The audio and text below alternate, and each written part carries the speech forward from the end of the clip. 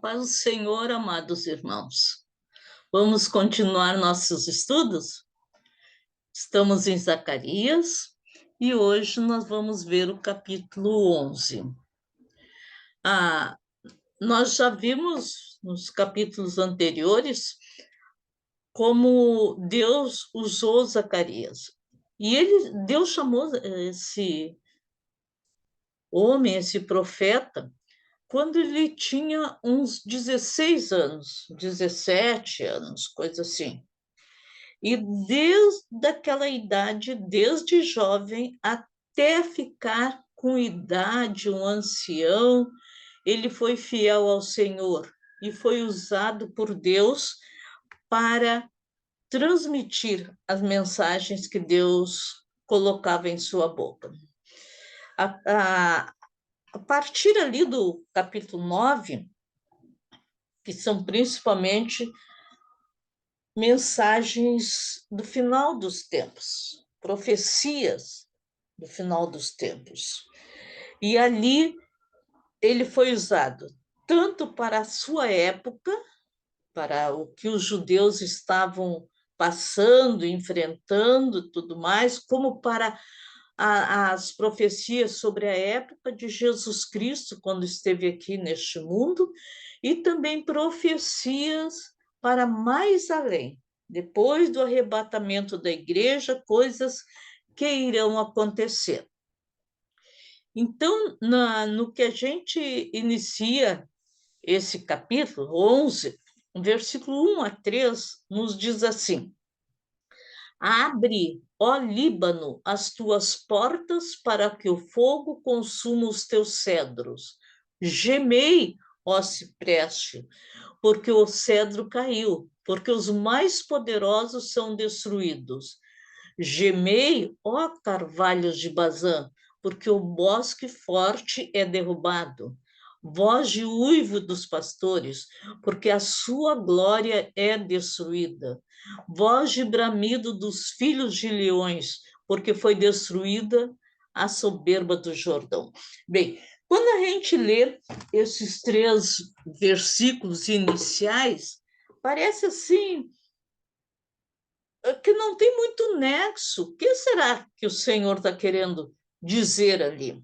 Mas nós vimos que as profecias, muitas vezes, elas vêm com sentido geral de alguma coisa que acontece ali e que está determinando o que irá acontecer. Aqui, quando fala nesses versículos sobre o pinheiro, o cedro e o carvalho, grandes árvores, aqui estão Deus está falando, representando os líderes do povo de Israel. E esses líderes, eles estão sendo reprovados, porque eles não estão fazendo a sua tarefa. Eles deveriam de ensinar o povo a ser fiel a Deus, a obedecer seus preceitos, mas nada disto. Eles tinham simplesmente largado o povo por si mesmo e estavam cuidando só deles, do seu bem-estar. Quando fala aqui no final filhos de leões, aqui ele está falando sobre os príncipes, que eles eram cruéis. E tudo isto o Senhor ele está agora explicando neste capítulo que terá um fim. Ele vai, como a gente diz, pesar a mão sobre esses falsos líderes, falsos pastores. Aqui nós vimos um pastor matando uma ovelha. E representando o quê? No versículo 4 e 5 nos diz: Assim diz o Senhor meu Deus, apacenta as ovelhas da matança, cujos possuidores as matam, e não se tem por culpado. Eles nem ligam de estarem matando o povo, estarem judiando, não estarem alimentando, eles não ligam. E cujos vendedores dizem: ainda, além deles venderem, deles não cuidarem, eles estavam se enriquecendo e eles dizem: Louvado seja o Senhor, porque eu tenho enriquecido. Mas eles estavam enriquecendo à custa do sofrimento do povo, o sofrimento das ovelhas, é o que o Senhor diz, né? E os seus pastores não têm piedade delas. Não tinham mesmo. E Deus, então, está falando, as ovelhas não estão sendo atendidas, elas estão negligenciadas, elas estão sendo tratadas com muita crueldade pelos líderes. No versículo 6 diz: certamente já não terei piedade dos moradores desta terra. Imagina Deus deixando de ter piedade do seu povo. Aí diz assim, ó, diz o Senhor: eis, porém, que entregarei os homens, cada um nas mãos do seu próximo e nas mãos do seu rei. Eles ferirão a terra, e eu não os livrarei das mãos deles. Coisa terrível, irmão. Não ter mais o cuidado de Deus, a proteção de Deus, serem largados por si mesmo neste mundo. Davi, agora me lembrei, quando ele foi castigado e o profeta que foi falar com ele disse, a mando de Deus, para ele escolher a ser cair nas mãos de Deus ou nas mãos dos homens. Davi não teve dúvida, caia eu nas mãos de Deus, porque ele sabia que Deus é misericordioso. Nas mãos dos homens, o homem não tem misericórdia. Não, não tem mesmo. Mas Deus, ele é misericordioso e quando a pessoa se arrepende, Deus o perdoa. Zacarias então adverte o povo para escapar da ira vindoura de Deus e que se arrependam dos seus pecados. Isso aí estava lá para a época que Zacarias estava vivendo, mas é para todas as épocas, e principalmente agora que nós estamos vivendo os últimos dias aqui na Terra. Sabemos que tudo está nos mostrando que Jesus está voltando. E o que será daqueles que ficarem aqui durante a grande tribulação? A gente não consegue nem imaginar o horror que vai ser, né? Quando Jesus estava sendo julgado, antes da sua crucificação, que o prenderam, e aí Pilatos até pensou, ele não viu mal nenhum digno de morte para Jesus. Então, ofereceu Barrabás ou Jesus, pensando que o povo aceitaria soltar Jesus. Mas não, o povo foi levado a gritar pedindo a crucificação de Jesus, a morte de Jesus. Aí ele disse para o povo: mas Jesus não é o rei dos judeus? E eles disseram: não, não é. Nós só temos César como nosso rei. Olha que coisa terrível. Negaram o Filho de Deus. Negaram aquele que deu a sua vida para salvá-los, para trazê-los a estar em comunhão com Deus. Então, quando eles fizeram essa escolha, o que Deus fez? Entregou eles ao rei, né? Aos romanos. E o que esse rei romano fez?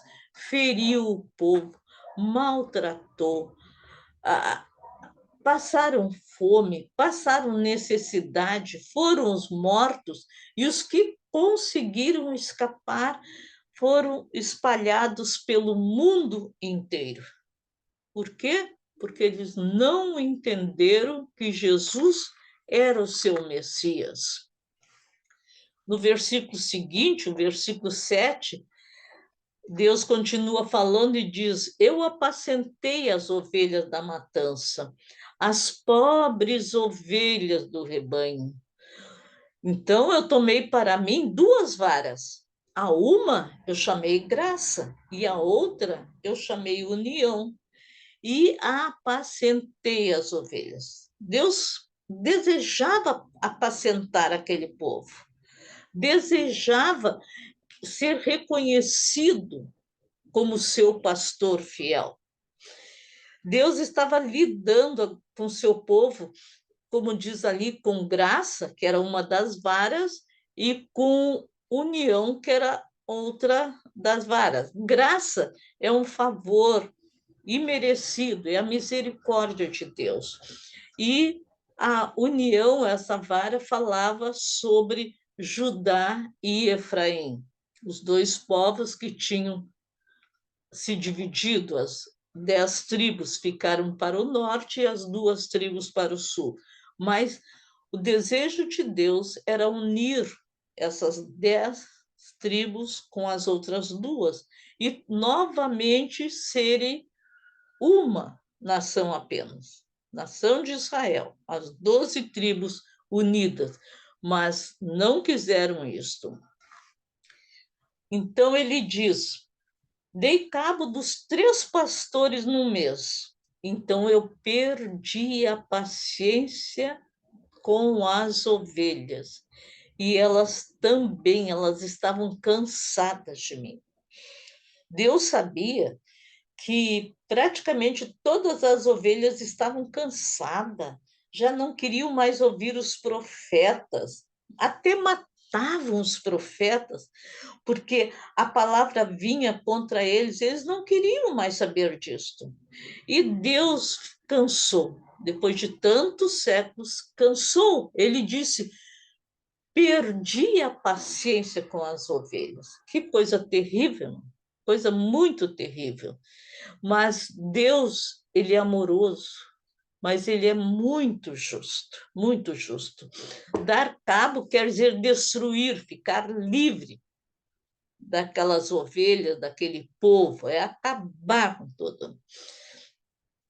E Deus perdeu a paciência porque eles se recusavam a se submeter aos seus preceitos.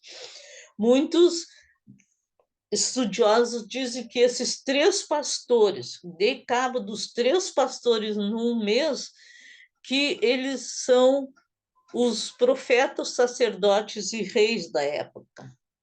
E agora Deus os abandonou para eles. Eles queriam ouvir profecia, mas profecias que agradassem ao seu coração, ao seu modo de estar. Queriam ouvir dos sacerdotes palavras boas também.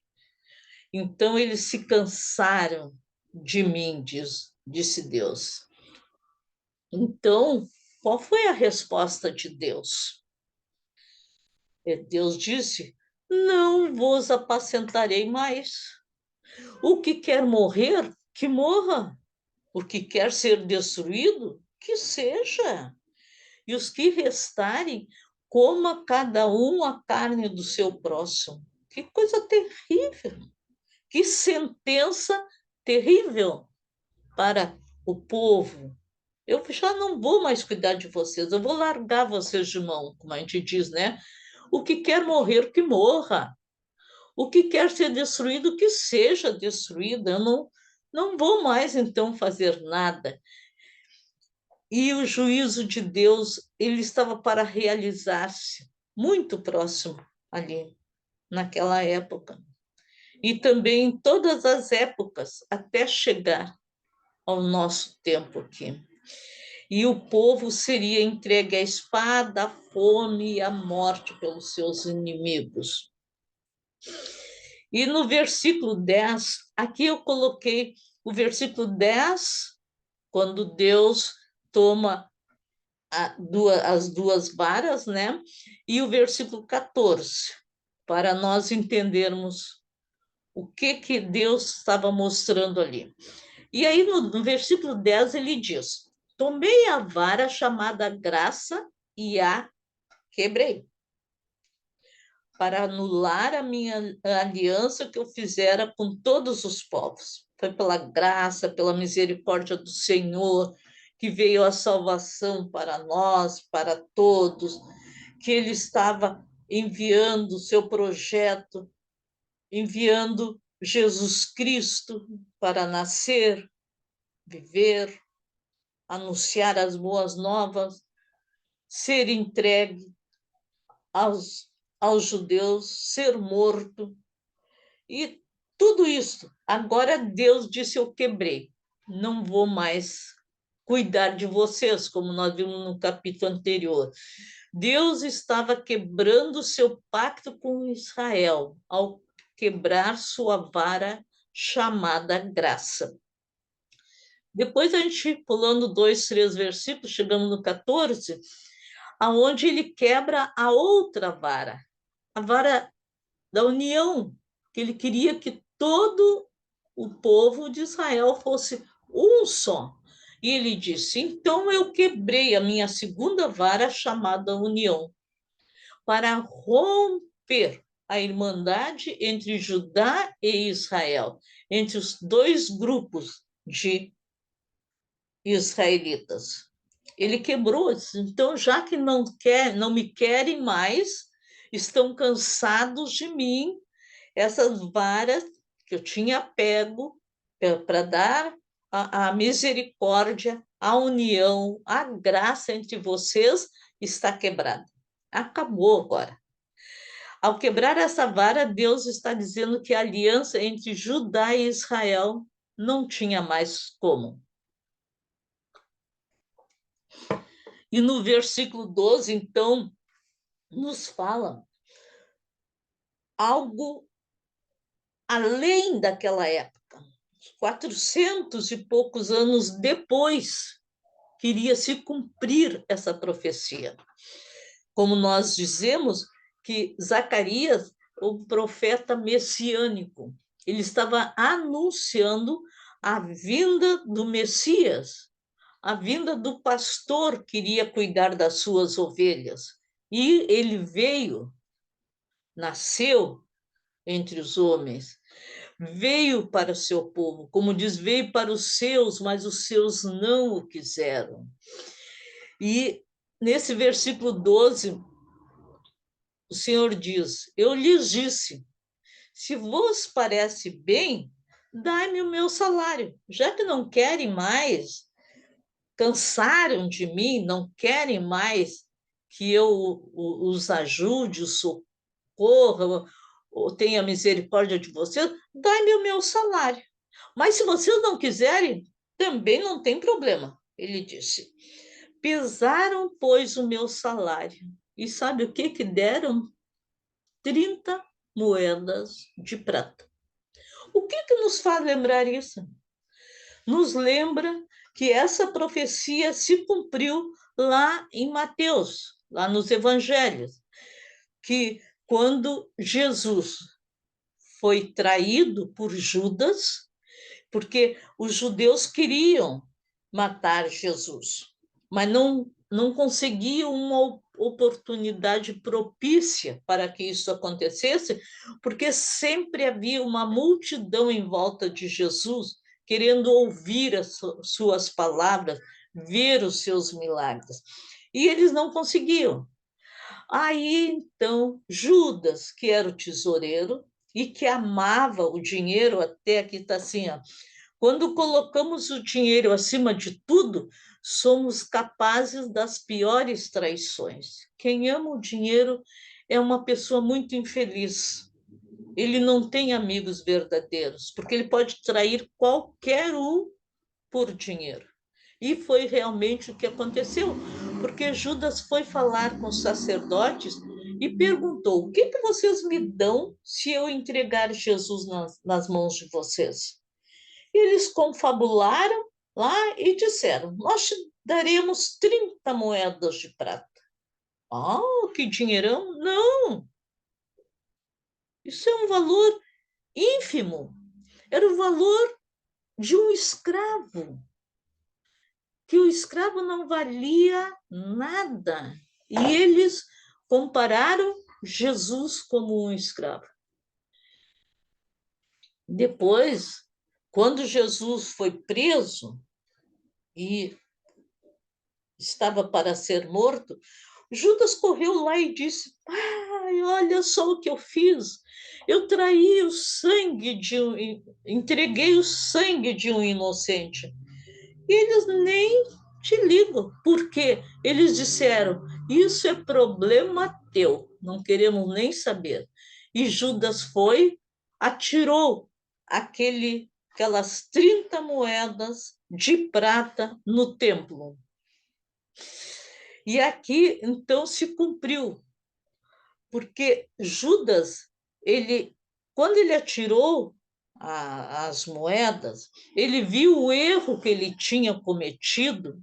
Aí diz na palavra de Deus que ele foi, atirou as moedas lá no templo e foi se enforcar. Ele não se arrependeu, ele teve remorso, porque mesmo Judas, a gente pode dizer com certeza, se ele tivesse se arrependido e tivesse falado com Jesus, pedido perdão, o Senhor Jesus o perdoaria, porque não há quem Jesus não perdoe. Mas não, ele ficou com remorso e ele foi e tirou a sua vida e perdeu a salvação para todo sempre. Então, continuando, o Senhor disse: quando o povo deu aquelas 30 moedas de prata como seu salário, ele disse assim: arroja isso ao oleiro, esse magnífico preço com que fui avaliado por eles. Então eu tomei as 30 moedas de prata e as arrojei ao oleiro na casa do Senhor. Exatamente se cumprindo aquilo que aconteceu, que está descrito lá nos evangelhos. Aquele magnífico preço, parece assim Deus ironizando. Olha como avaliaram o meu trabalho. Olha que magnífico preço que eu tive, o preço de um escravo. Que tristeza. Hoje em dia, quantas pessoas não dão valor para o Senhor? Não conseguem ver o que Deus tem feito por nós, dando o seu filho, e Jesus dando a sua vida para nos salvar. E as pessoas não estão se dando por conta do erro que estão cometendo. Vão se dar por conta, sabe quando? Quando Jesus nos levar para o céu. Quando levar a sua igreja, que está muito pertinho deste acontecimento. Aí os que ficarem aqui vão reconhecer principalmente os crentes, aqueles que achavam que estavam salvos. Mas muitos que naquele dia vão bater e dizer: Jesus, Jesus, Senhor, meu Senhor, no teu nome eu preguei, no teu nome eu ensinei, no teu nome eu curei, no teu nome eu expulsei demônios. E a resposta vai ser: afastai-vos de mim, malditos, para o fogo eterno. Eu não vos conheço.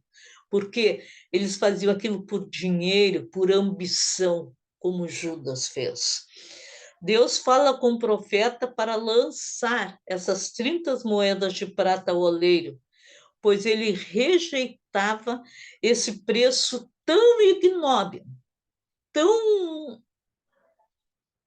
desmerecido, como avaliaram o seu trabalho. E aqui nós vamos ver que aí o Senhor me disse: toma ainda os utensílios de um pastor insensato. O pastor diz que ele leva consigo medicamentos, ervas medicinais, ele leva o seu cajado, ele leva uma vara, ele leva ataduras, tudo que precisa o bom pastor, né? Tudo que precisa para cuidar das ovelhas. Agora, O pastor infiel, o pastor insensato, ele não faz isso. Ele não carrega isso. Olha aqui, pois que eis que levantarei um pastor na terra, o qual não cuidará das que estão perecendo, não buscará a desgarrada, não curará a que foi ferida, nem apacentará a sã, mas comerá a carne das gordas e lhes arrancará até as unhas. Que coisa terrível, irmão. Coisa terrível, pastor insensato. O que que o pastor tem? Que diz aqui, ó, pega os utensílios de um pastor insensato. O que que ele tinha como utensílio?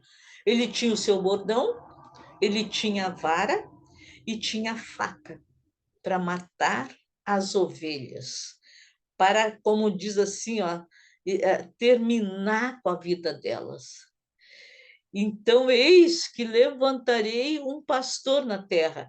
Isso aqui já está falando, Zacarias já está profetizando lá para o final dos tempos, quando se levantará o anticristo. Porque quando veio Cristo como bom pastor, eles não o aceitaram.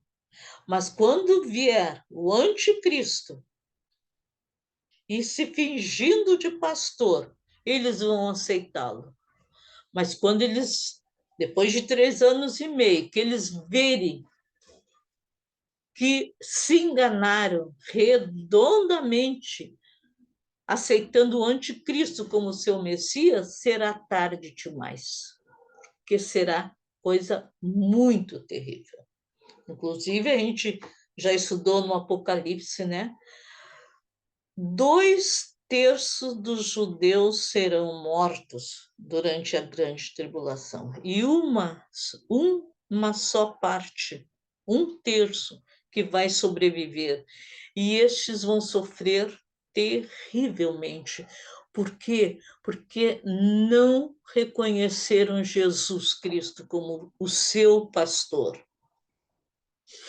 Agora, no versículo 17, que é o último versículo deste capítulo, né? Diz assim: ai do pastor inútil que abandona o rebanho. A espada cairá sobre o seu braço e sobre o seu olho direito. O seu braço completamente se secará e o seu olho direito completamente se escurecerá. Quando Deus diz assim, ó, ai do pastor imprestável, pastor inútil, né? Está falando sobre aquele pastor que abandona o seu rebanho. Ele só está querendo o dinheiro, aquilo que pode tirar do rebanho. Estamos vivendo numa época onde isso está acontecendo enormemente. Igrejas estão sendo abertas, mas os pastores muito estão atrás do bem monetário, do que eles podem usufruir abrindo estas igrejas. E as pessoas são iludidas e vão, e dão, achando que podem comprar a salvação. Os líderes recebem uma repreensão severa e são comparados a um pastor infiel, a um pastor inútil. E o que está preparado para eles não é a salvação. Como eu disse anteriormente, o Senhor vai dizer: eu nem vos conheço, apartai-vos de mim, malditos para o fogo eterno. Coisa terrível, não haverá mais volta, porque eles enganaram as pessoas. A espada, diz aqui, ó, cairá sobre o seu braço. Isso quer dizer que eles vão perder o seu poder político, porque no final dos tempos vai se levantar esse pastor, o anticristo, e vai se levantar um falso profeta também. Assim como um falso Cristo, vai se levantar um falso profeta. Mas no final, eles, quando aparecerem, parece que vão fazer grandes coisas neste mundo. Mas no final, eles vão perder totalmente o seu poder político e eles serão lançados no lago de fogo, vivos, onde ficarão para todo sempre. Também diz nesse versículo que eles ficarão cegos, ou seja, não terão discernimento nenhum. Farão aquilo que Satanás vai mandar eles fazer e vão obedecer a Satanás. Eles não vão enxergar, porque estarão cegos espiritualmente. Todas essas profecias se cumpriram quando Jesus cumpriu a sua missão como Messias e Redentor de Israel, ali quando veio, e mais ainda, quando ele vir buscar a sua igreja e nos levar consigo, nos arrebatar a sua igreja. E no final dos tempos, quando ele voltar em glória para buscar o seu povo, aqueles que vão ser salvos ainda durante a grande tribulação, e o povo de Israel, que ficaram poucos, mas eles serão salvos quando reconhecerem que Jesus realmente era o seu Messias verdadeiro. Amados irmãos, vamos ficar firmes com Jesus, esperando a volta do Senhor, que está muito perto. A qualquer momento, ele estará voltando para nos buscar. Deus abençoe a cada um, em nome de Jesus Cristo. Amém.